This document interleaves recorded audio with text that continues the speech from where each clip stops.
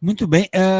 Professor, eu queria que o senhor comentasse uma questão específica na convocação do Flávio para a vigília, porque ele usa uma ou duas vezes o termo Senhor dos Exércitos, que é um termo do Antigo Testamento.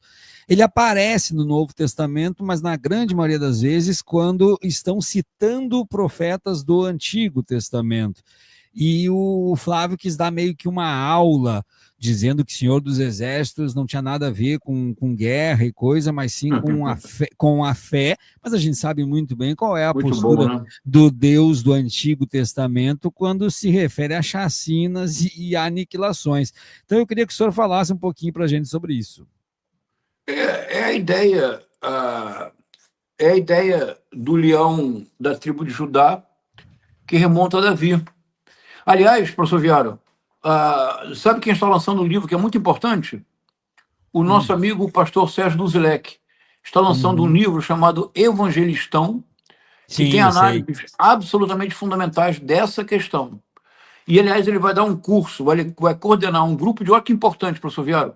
O pastor Sérgio Duzilek vai coordenar um grupo de leitura na Casa de Leitura Dirce Cotirrida da UERJ, em que ele vai selecionar passagens chaves do Velho e do Novo Testamento para compreender o dominionismo, a teologia do domínio. É isso. É a tentativa, mais uma vez, de associar Bolsonaro a Davi. Sendo que quem foi que fez essa heresia? Só um minuto.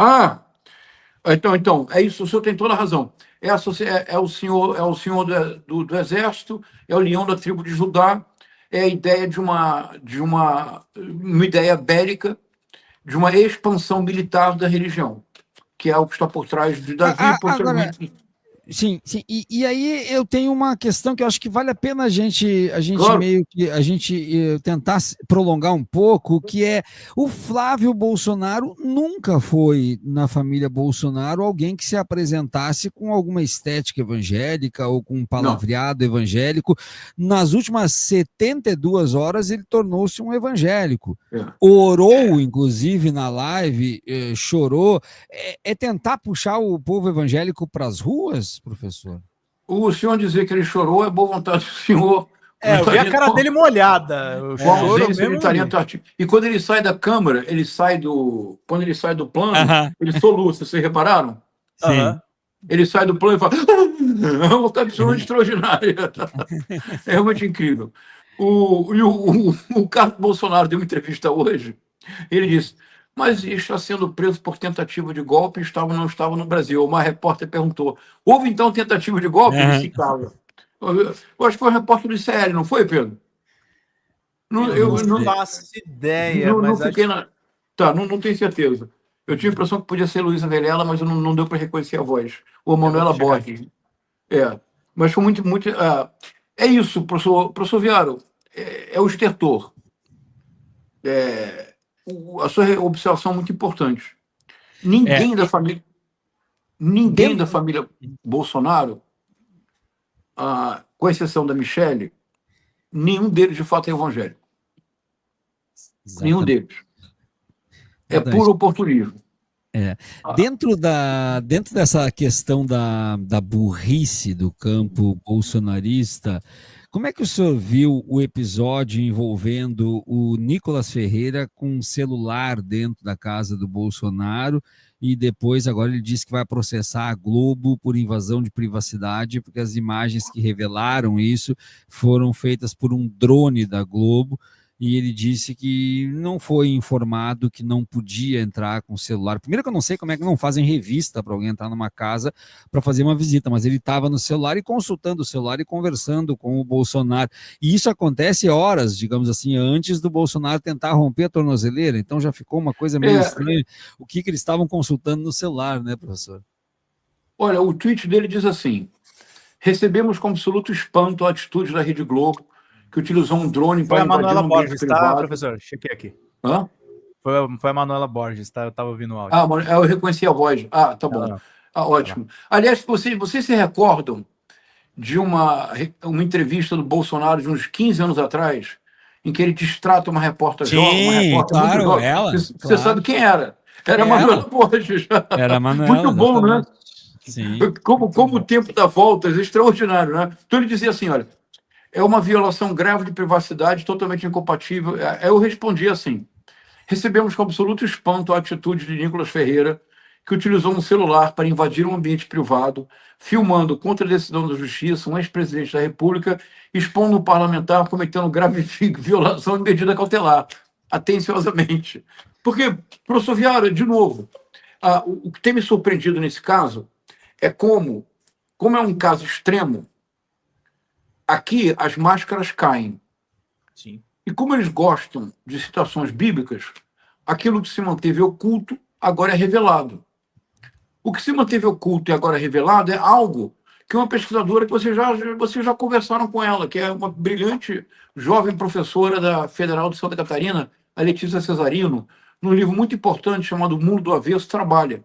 É a capacidade da extrema-direita de inverter, logicamente, todas as questões. Veja, objetivamente, do que se trata? O Nicolas Ferreira cometeu uma grave infração, desrespeitando uma medida cautelar. É uma infração grave. Qual a resposta dele? Ele não discute a infração. Ele discute o fato de que houve uma filmagem. Mas eles não defendem liberdade absoluta de expressão? Pois é. Quando o presidente Lula, aos 72 anos, foi preso, eles não defenderam com unhas e dentes, eles não foram às ruas celebrar que o ex-Sérgio Moro, no papel de Batman de Curitiba, tivesse vazado para a Rede Globo uma conversa, uma gravação ilegal de uma presidente da República em exercício?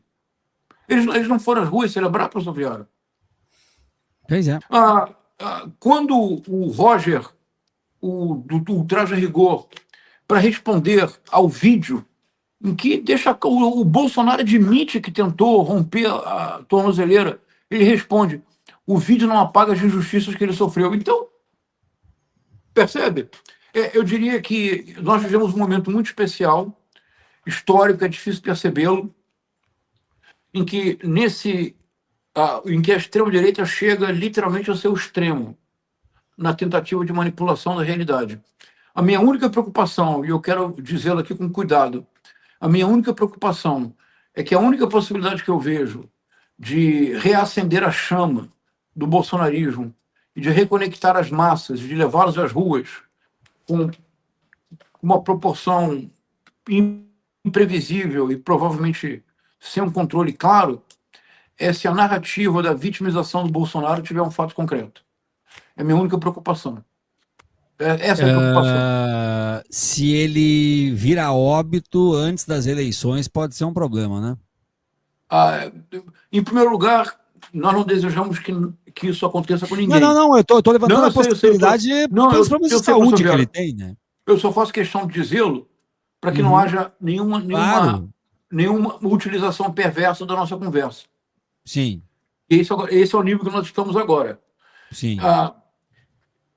Então, nesse sentido, o José Dirceu deu uma entrevista há mais ou menos um mês atrás, e eu tenho uma grande admiração pelo José Dirceu, professor Vieira.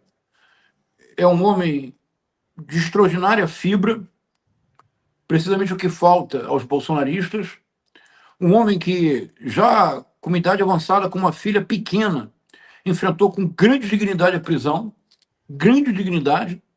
Os relatos do comportamento de José Dirceu na prisão são exemplares. A organização, disciplina, leitura, etc. E o José Dirceu deu uma entrevista há mais ou menos um mês, não lembro para que veículo, Pedro, talvez você possa me ajudar, em que ele dizia claramente que ele considerava que, dada a condição vulnerável da saúde do presidente Bolsonaro, que ele deveria cumprir a prisão domiciliar. E eu compreendo a razão profunda da observação do José Dirceu.